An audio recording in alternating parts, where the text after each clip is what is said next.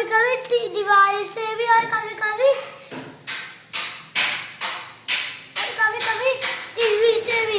एक दिन जिससे सब लोग परेशान हो गए थे, उसे डांटने लगते थे, जिस दादाजी नहीं डांटते थे हमेशा के लिए।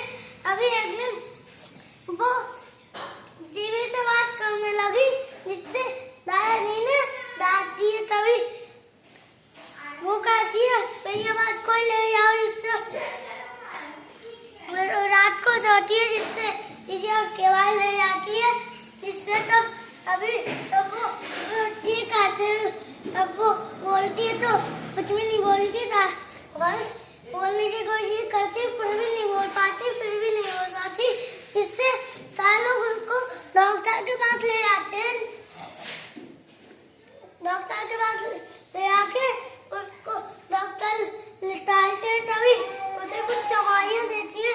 तब वो खा के भी वो सही नहीं होती, जिससे एक दिन वो सो रही होती है, रात को तब सुबह होती है, जिससे एक चिड़िया आती है, चींची कर कहती है, सुननी होती है उसकी आवाज, चिड़िया की आवाज। तब वो बाहर आ जाती है, तब वो कहती है, तब वो चिड़िया कहती है, वो बाहर आती है, मेरी आवाज का है।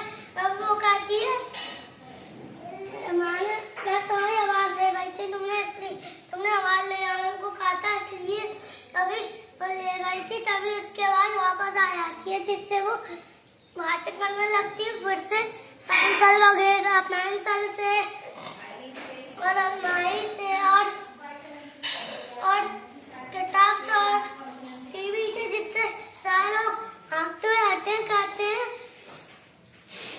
तभी कहते हैं अब तो रुकेगी नहीं। तभी अब इसके क्वेश्चन पापा, तभी वो कौन सी चुटकी और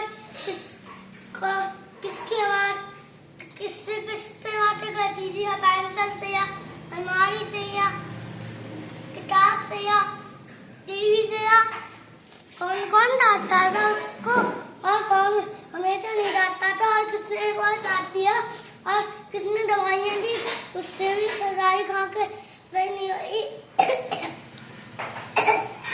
और तभी कौन रोता है और कौन दीवारों से बात करते जाता था पहले, और कौन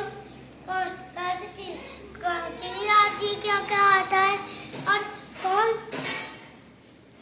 उसके बाद दे देता है, और भागते हुए लोग कौन भागते हुए आता है, और कौन कहता है अब तो रुकेगी नहीं चुटकी।